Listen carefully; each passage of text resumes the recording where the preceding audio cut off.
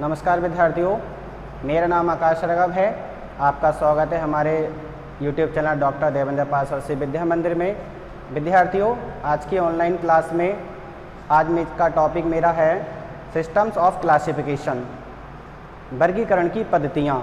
Student, आज इस topic के बारे में आपसे हम डिस्कस करेंगे और आपको बताएंगे कि सिस्टम्स ऑफ क्लासिफिकेशन क्या होता है। विद्यार्थियों, जैसा कि आपको मैंने इस लेसन की 2 वीडियो आपको पहले भी सेंड कर चुका हूं और उसमें पहली वीडियो में मैंने आपको इंट्रोडक्शन के रूप में बताया था कि बायोलॉजी क्या होती है, बायोलॉजी सब्जेक्ट क्या है और वह किससे रिलेटेड होता है। ये चीज़ें मैंने आपको सारी बताई थी और आपको एक बेसिक नॉलेज दी थी। और जो सेकंड वीडियो थी स्टूडेंट्स मेरी, वो आपके सजीव जगत का जो टॉपिक था वर्गीकरण, स्टूडेंट वो जीवधारियों का वर्गीकरण था। उस वीडियो में मैंने आपको बताया था कि हम क्लासिफिकेशन जीवधारियों का कैसे करते हैं। आज जो मेरी वीडियो है ये थर्ड टॉपिक की सिस्टम्स ऑफ क्लासिफिकेशन, वर्गीकरण की पद्धतियाँ, आज हम इसके बारे में आपको बताएंगे। विद्यार्थियों, जैसा कि मैंने आपको बताया है कि मनुष्य का जब जन्म होता है या किसी भी एनिमल का जन्म होता है तो उसका हम नामकरण करते हैं, क्योंकि स्टूडेंट उसको जानने के लिए, उसको पहचानने के लिए हमें नाम की ज़रूरत पड़ती है। और विद्यार्थियों, जो नाम होता है हमारा वो जीनस होता है और जो नाम के पीछे सरनेम लगा होता है वह स्पीसीज होती है। तो हमें ये दोनों नाम जोड़कर बोलने पड़ते हैं, जिससे हमें पता चलता है कि सामने वाले व्यक्ति का नाम क्या है और उसकी जाति क्या है। स्टूडेंट्स, तो हम ये नामकरण के बारे में थोड़ा आपको बताएंगे। जैसा कि स्टूडेंट्स मैं आपको बताता हूँ, जैसे एक आम का मैं वैज्ञानिक नाम लिखता हूँ,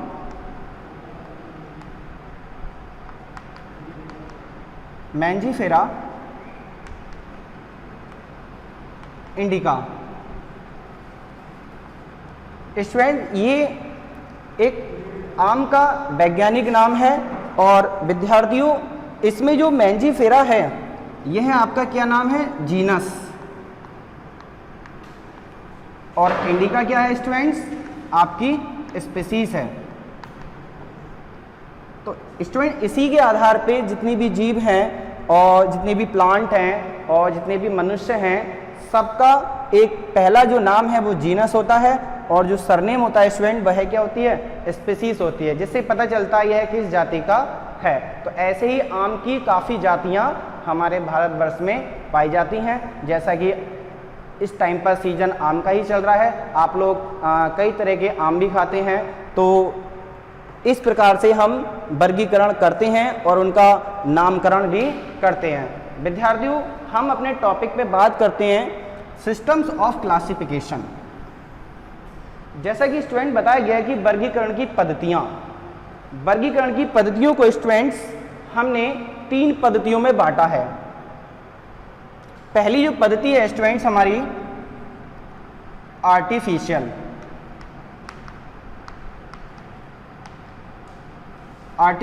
सिस्टम।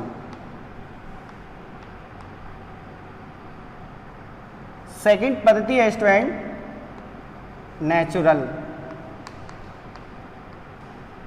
Natural system. थर्ड पद्धति है स्टूडेंट्स हमारी phylogenetic.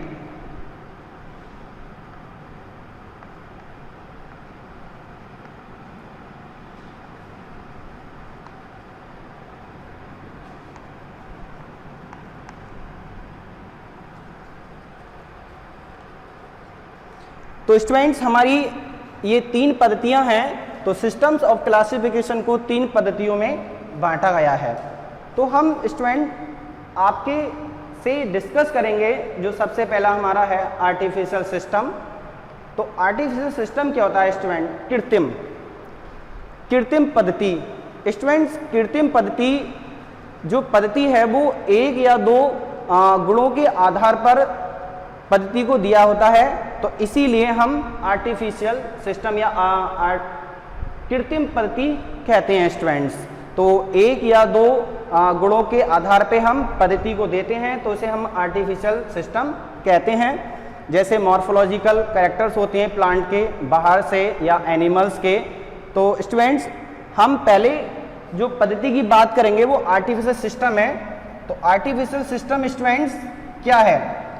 Artificial system student morphological character को देखकर बताना, उसके बारे में डिटेल में बताना, ये सारे लक्षणों को देखकर बताना, ये क्या है? आर्टिफिशियल सिस्टम है। नेचुरल तो है नहीं, नेचुरल में क्या होता है? एनाटॉमिकल होता है, एम्ब्रियोलॉजिकल होता है, इसलिए तो आर्टिफिशियल सिस्टम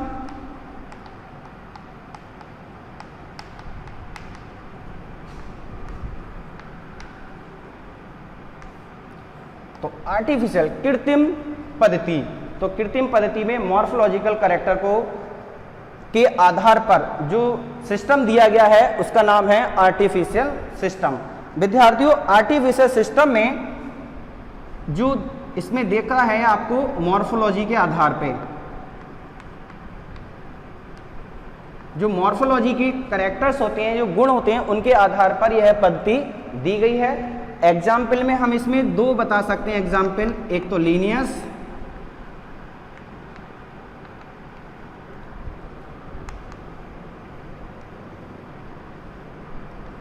और स्टूडेंट दूसरा बता सकते हैं व्हिटकर, आपका थियोफेस्टस।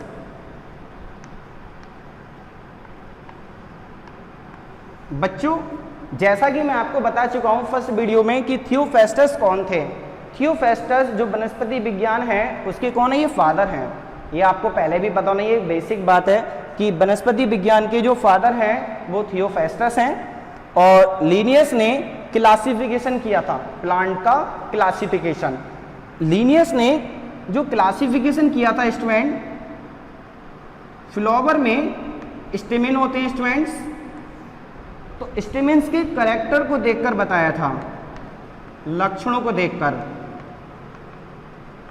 कैरेक्टर्स के आधार पे। स्टेमेन जब फूल होगा तो उसमें मेल एंड फीमेल होगा, तो जो रिप्रोडक्टिव जो ऑर्गन है हमारा, जो पार्ट है फ्लावर का रिप्रोडक्टिव पार्ट, वो क्या है? स्टेमेन है, एक मेल पार्ट है। कैसा पार्ट है? मेल पार्ट है। तो इसके कैरेक्टर्स के आधार पे लिनियस ने आर्टिफिशियल सिस्टम में फ्लावर को रखा और मॉर्फोलॉजी मतलब बाहर से उनके लक्षणों को देखकर बताया कि ये किस पद्धति में आएंगे? आर्टिफिशियल सिस्टम में आएंगे। तो विद्यार्थियों, जैसा कि आप इस फ्लावर में देख रहे हैं, इस फ्लावर में, तो आपको इस फ्लावर में क्या दिखाई दे रहे हैं स्टूडेंट्स? ये क्या है? आपके स्टेमेन हैं। ये क्या है? स्टेमेन है। अभी स्टूडेंट मैं इस स्टेमेन का आपके सामने डायग्राम बोर्ड पर बनाऊंगा। जैसा कि आप देखिए, आपको बहुत अच्छी तरीके से ये स्टेमेन दिखाई दे रहा होगा इस फ्लावर में कि ये स्टेमेन है और इसमें ये मेल पार्ट है। फ्लावर में एक ऐसा पार्ट है, मेल पार्ट होता है, रिप्रोडक्टिव पार्ट होता है स्टूडेंट्स, ये आपको दिखाया जा रहा है। और इसके बारे में मैं आपको अभी डायग्राम के द्वारा शो करके आपको बोर्ड पे बना के दिखाऊंगा स्टूडेंट, जैसा कि आपको दिखाई दे रहा है स्टूडेंट। देखिए, तो यहाँ जो मेल पार्ट है फ्लावर में वो कैसा होता है स्टूडेंट? देखिए,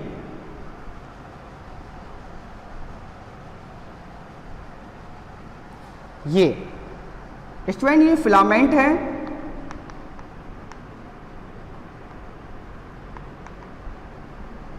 और स्टूडेंट ये एंथर है और ये कनेक्टिव है।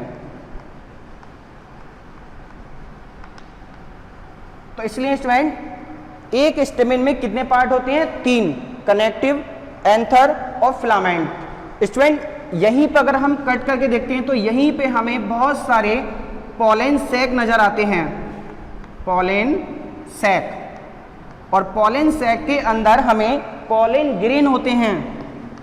पॉलन ग्रेन जो कैसे होते हैं स्टूडेंट? हैप्लॉइड। कैसे होंगे? हैप्लॉइड होंगे, पॉलन ग्रेन भरे होंगे बहुत सारे, और जब ये परिपक्व हो जाते हैं तो परिपक्व होने से क्या होते हैं? ये स्पुटन करके, डाइसेंस करके बाहर निकल जाते हैं और एयर में फैल जाते हैं, जिससे कि हमारा वातावरण कैसा हो जाता है? येलो कलर का हो जाता है एकदम। तो ये आपको एंथर का डायग्राम के द्वारा शो किया है, जैसा कि आपको इस फ्लावर में दिखाया गया है स्टूडेंट्स।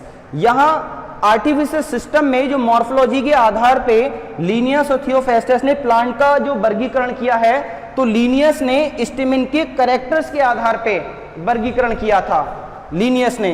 तो स्टूडेंट इसमें आर्टिफिशियल सिस्टम में आपके जैसे जो लक्षण हैं हम सपोज कर सकते हैं, जैसे आकार है, जीवन अवधि है, या साइज है, या आपका इसमें आवास है। तो हम पहले बात करें स्टूडेंट जो आपका इसमें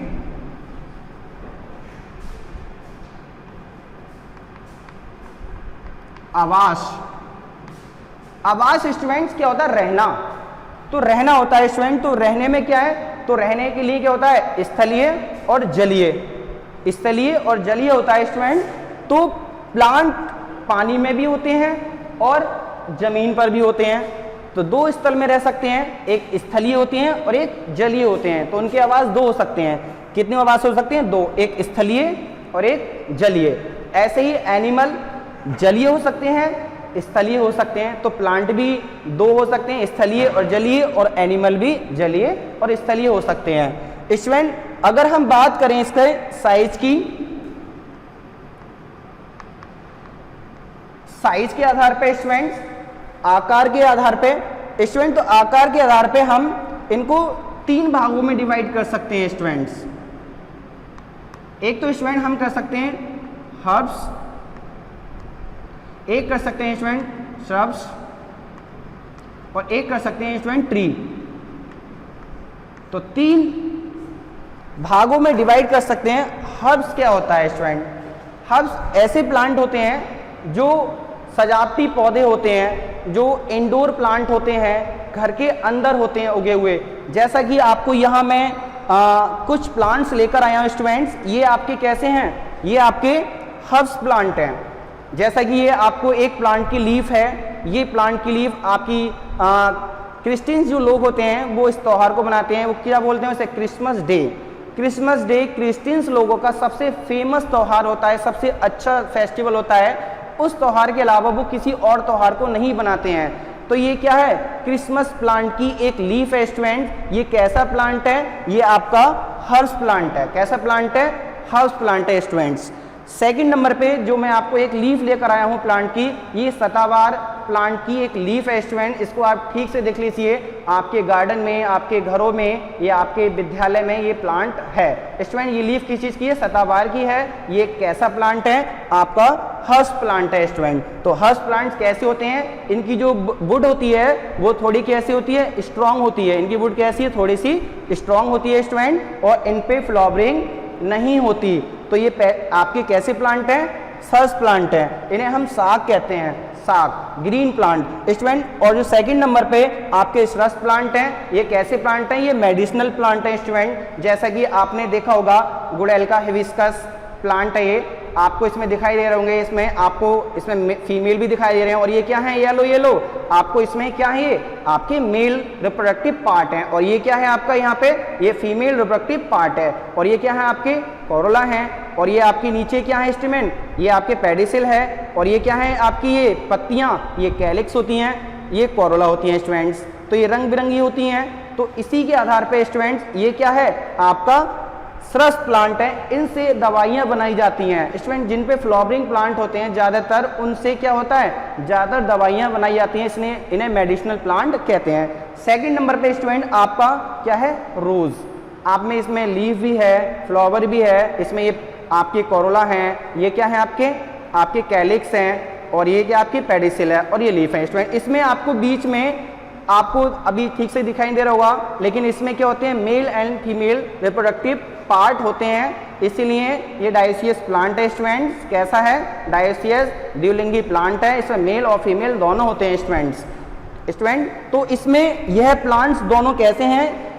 ये आपका गुड़ैल और रोज का कैसे प्लांट हैं? आपके श्रब्स प्लांट हैं, जो मेडिसिनल प्लांट होते हैं। इनकी जो स्टेम होते हैं स्टूडेंट वो थोड़े नाजुक होते हैं, इतने हार्ड नहीं होते जितने कि आपके श्रब्स के होते हैं। इन्हें हम झाड़ियाँ भी कहते हैं। श्रब्स को क्या कहते हैं? झाड़ियाँ। तो जितने भी ये फूल वाले पौधे होते हैं ये सब झाड़ियों में आते हैं स्टूडेंट्स। जो तीसरे नंबर पे प्लांट्स है स्टूडेंट वो ट्री है। अब स्टूडेंट में ट्री तो जैसे यूकेलिप्टस है, आम का प्लांट है आपका, मैंजीफेरा इंडिका मैंने आपको बताया था इसका वैज्ञानिक नाम। ये प्लांट कैसे हैं आपके स्टूडेंट्स?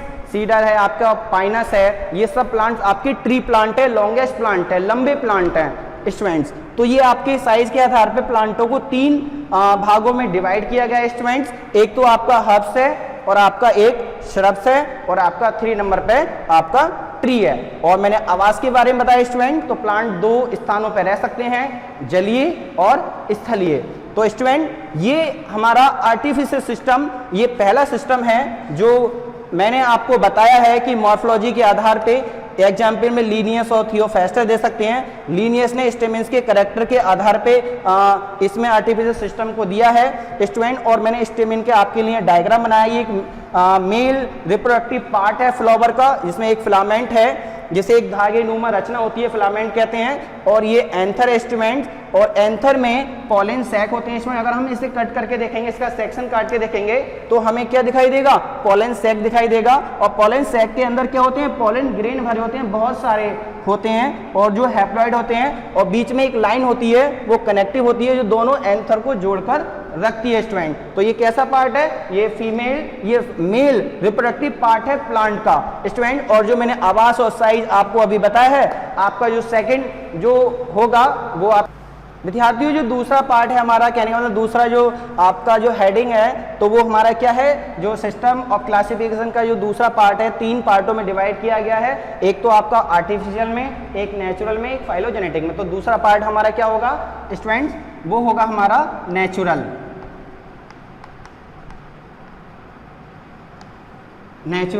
सिस्टम। नेचुरल सिस्टम क्या है स्टूडेंट? प्राकृतिक वर्गीकरण। तो प्राकृतिक वर्गीकरण स्टूडेंट, इसमें एनाटॉमिकल,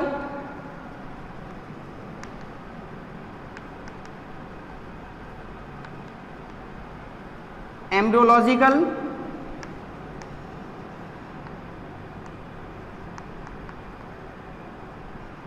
साइटोलॉजिकल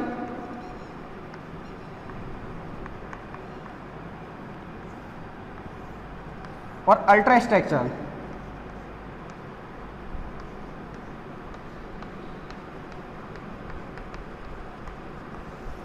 स्टूडेंट अगर सपोज कीजिए कोई एक नेचुरल प्लांट है और उसका सिस्टम अगर दिया है कि प्राकृतिक वर्गीकरण अगर आपको दे रखा है, तो स्टूडेंट ये प्रकृति में जितनी भी प्लांट हैं प्राकृतिक हैं। तो स्टूडेंट अगर हम इनका अगर हम अध्ययन करेंगे तो कैसे करेंगे स्टूडेंट? सपोज कीजिए कोई स्टेम है या कोई लीफ है, तो स्टूडेंट लीफ तो ज़्यादातर तो वैसे तो देखने में सब ग्रीन होती हैं, सेम होती हैं, लेकिन अगर हम उनकी स्टडी करें तो क्या करेंगे? उनका हम सेक्शन काटेंगे। क्या करेंगे? हम सेक्शन काटेंगे, और सेक्शन काट के एनाटॉमिकल सेक्शन काटेंगे, और सेक्शन काट के रूट का भी सेक्शन काटेंगे, स्टेम का भी सेक्शन काटेंगे। जिस चीज़ की हमें अध्ययन करना होगा उसका हम सेक्शन काटेंगे, और सेक्शन काट कर हम क्या करेंगे? माइक्रोस्कोप में अल्ट्रा स्ट्रक्चर मतलब उसका बड़ा आकार देखेंगे कि उनके अंदर जो सेक्शन काटा है, उनके अंदर सेक्शन में क्या डिफरेंस है, क्या अंतर है। तो उनके अंतर हम अध्ययन कर सकते हैं, क्योंकि मॉर्फोलॉजिकल अंतर हम नहीं बता सकते। मॉर्फोलॉजिकल हमारा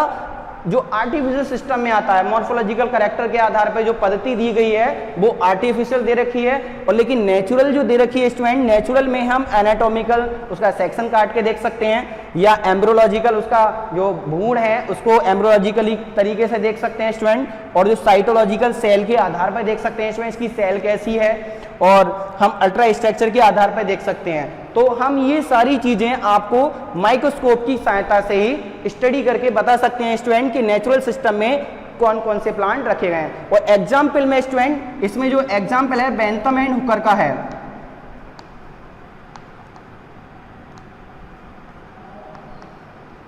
बैंथम एंड हुकर का जो क्लासिफिकेशन है वो नेचुरल सिस्टम के अंतर्गत आता है स्टूडेंट आपको ये पता होना चाहिए विद्यार्थियों कि हमारे पूरे संसार में, पूरे वर्ल्ड में इतने सारे एनिमल हैं, इतने सारे प्लांट हैं, सबका अध्ययन करना एक साथ इम्पॉसिबल। तो इसीलिए ये सिस्टम बनाए गए हैं, ये प्लांटों का वर्गीकरण किया गया है, जानवरों का वर्गीकरण किया गया है उनके लक्षणों के आधार पे, एनाटॉमिकल स्टडी के आधार पे, जिससे कि विद्यार्थियों को कोई प्रॉब्लम क्रिएट ना हो और अच्छी तरीके से उनका अध्ययन कर सकें, उनके बारे में पढ़ सकें, उनको समझ सकें चीज़ों को। तो इसीलिए ये पद्धतियाँ वैज्ञानिकों ने बनाई हैं स्टूडेंट्स, और ये पद्धतियाँ बहुत ही इम्पोर्टेंट पद्धतियाँ होती हैं। विद्यार्थियों जो हमारा थर्ड पार्ट है सिस्टम ऑफ क्लासिफिकेशन का, वो क्या है? फाइलोजेनेटिक।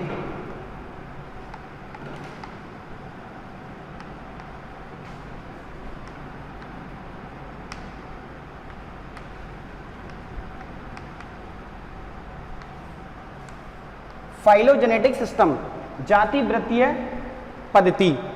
तो जाति वृत्तीय पद्धति क्या होती है? विकास के क्रम में, जाति का विकास के क्रम में लगातार बढ़ना क्या कहलाता है? फाइलोजेनेटिक सिस्टम कहलाता है स्टूडेंट्स। तो फाइलोजेनेटिक सिस्टम क्या, एक बार रिपीट कर रहा हूं कि जाति का विकास, जो जाति है उसका विकास एक क्रम में बढ़ता चला जाए। जो जाति का विकास है स्टूडेंट वो क्या चला जाए? एक क्रम में, एक ऑर्डर में बढ़ता चला जाए। तो सिस्टम क्या कहलाता है?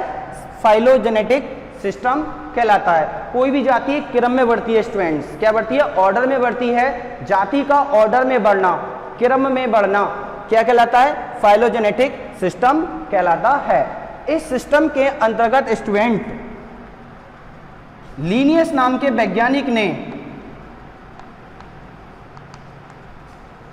इनका पूरा नाम है कैरोलस लीनियस,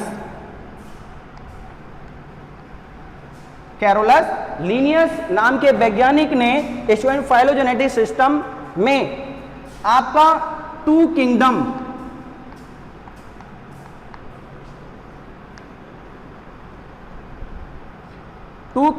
क्लासिफिकेशन दिया। टू किंगडम क्लासिफिकेशन दिया लीनियस ने। क्या कहा स्टूडेंट? वैसे तो पूरे संसार में बहुत सारे जीव हैं, बहुत सारे बैक्टीरिया हैं, वायरस हैं, प्लांट हैं, एनिमल हैं, तो सबको एक जगह ग्रुप में तो रख नहीं सकते स्टूडेंट। तो लीनियस ने क्या करा? लीनियस ने टू किंगडम क्लासिफिकेशन दिया और इन्होंने क्या करा? पूरे संसार में जितने प्लांट हैं और जितने एनिमल हैं, चाहे उसमें जीव हों, पानी वाले जीव हों, तालाबों वाले जीव हों, सारे एनिमल्स को एनिमेलिया में रख दिया। किस में रख दिया? एनिमेलिया।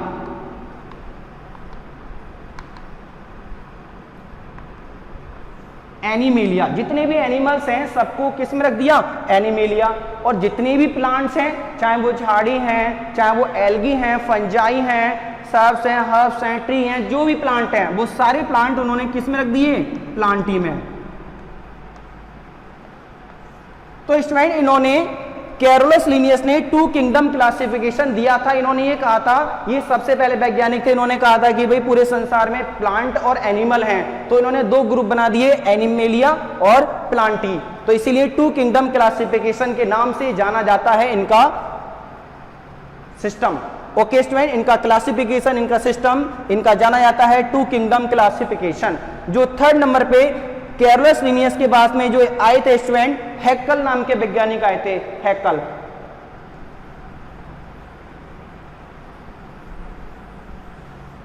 तो स्टूडेंट हैकल नामक वैज्ञानिक ने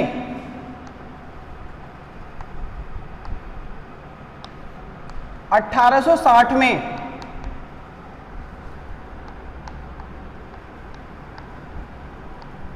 थ्री किंगडम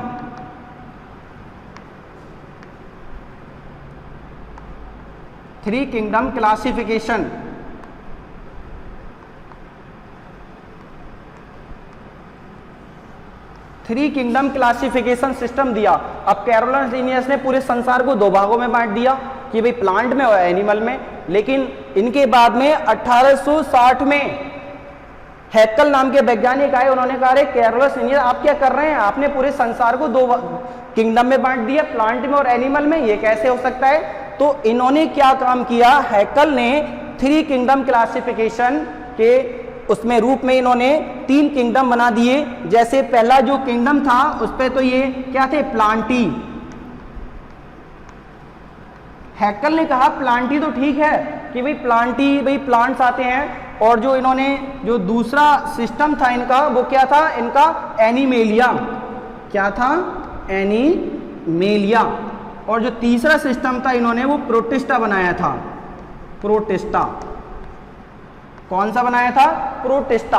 प्रोटिस्टा में क्या होता है स्टूडेंट? इन्होंने जो कैरोलस लीनियस थे, लीनियस नाम की जो वैज्ञानिक थे, उन्होंने जो एनिमेलिया और प्लांटी, एनिमेलिया और प्लांटी को सेल वॉल के आधार पे डिवाइड किया था। किसके आधार पे? सेल वॉल के आधार पे। इन्होंने कहा था कि प्लांट्स में सेल वॉल पाई जाती है और एनिमल में सेल वॉल नहीं पाई जाती है। बस इसी के आधार पे इन्होंने two kingdom classification Carolus Linnaeus ने बता दिया। लेकिन इसके बाद में हैक्कल आए थे 1860 में। इन्होंने क्या कहा था? इन्होंने कहा था नहीं कैरोलस, आपने गलत बोला है, हम सेल वॉल के आधार पे हम प्लांट और एनिमल को दो भागों में संसार को डिवाइड नहीं कर सकते। तो कैरोलस लिनियस हैक्कल से कहते हैं, बोले फिर कैसे हम डिवाइड करेंगे? बोले देखिए, बोले कुछ एनिमल्स ऐसे होते हैं, कुछ जीव ऐसे होते हैं जो फोटोसिंथेसिस करते हैं। क्या करते हैं? फोटोसिंथेसिस करते हैं विद्यार्थियों। तो इसमें प्रोटिस्टा में फोटोसिंथेसिस होता है, जैसे यूग्लिना, यूग्लिना में क्या होता है? फोटोसिंथेसिस होता है। तो कैरोलस लिनियस ने 3 किंगडम क्लासिफिकेशन दिया था, एनिमेलिया, प्लांट और प्रोटिस्टा। तो इन्होंने एनिमेलिया और प्लांटी के बाद में इन्होंने आपका किया प्रोटिस्टा। तो इन्होंने कहा था कि भी एनिमेलिया और प्लांटी तो कैरोलस लिनियस ने बताया था, और 3 किंगडम किसने बताया था? आपको प्रोटिस्टा एक फाइलम जोड़कर इन्होंने किंगडम को जोड़कर ये हैक्कल ने बताया था 1860 में।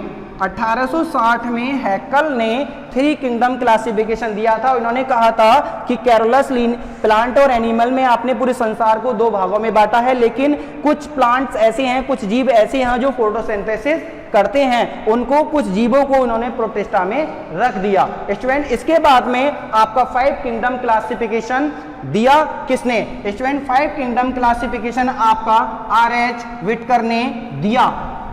देखिए स्टूडेंट 5 किंगडम क्लासिफिकेशन,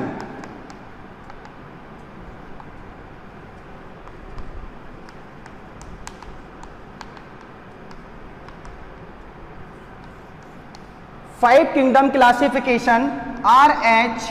व्हिटकर ने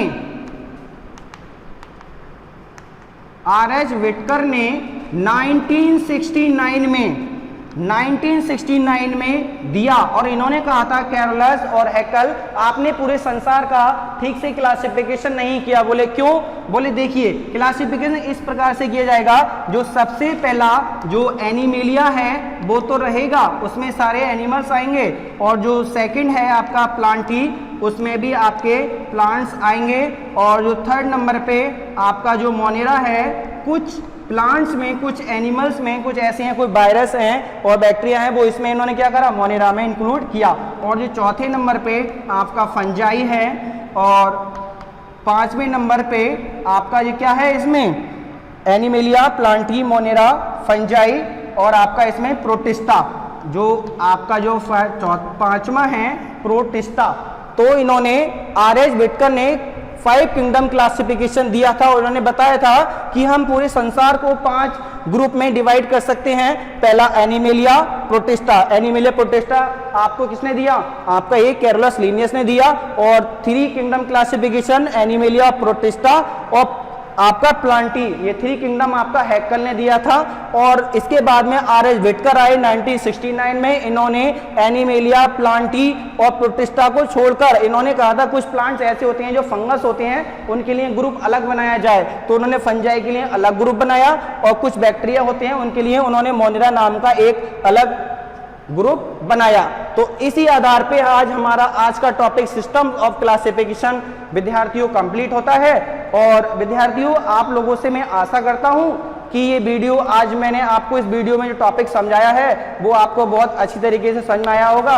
अगर ये टॉपिक अगर आपको समझ में नहीं आता है स्टूडेंट, तो आप इस वीडियो को एक बार नहीं 2-3 बार वीडियो आप इसको रिवाइज करके देखें, और जब तक देखें जब तक कि टॉपिक समझ में नहीं। अगर आपको कोई चीज़ दिक्कत है या कोई प्रॉब्लम है तो आप मेरे व्हाट्सअप नंबर पर मुझे मैसेज करके मुझसे सॉल्व कर सकते हैं, मुझसे पता कर सकते हैं। और आप लोगों से आशा है आप हमारे चैनल को लाइक करेंगे और वीडियो को लाइक करेंगे स्टूडेंट्स।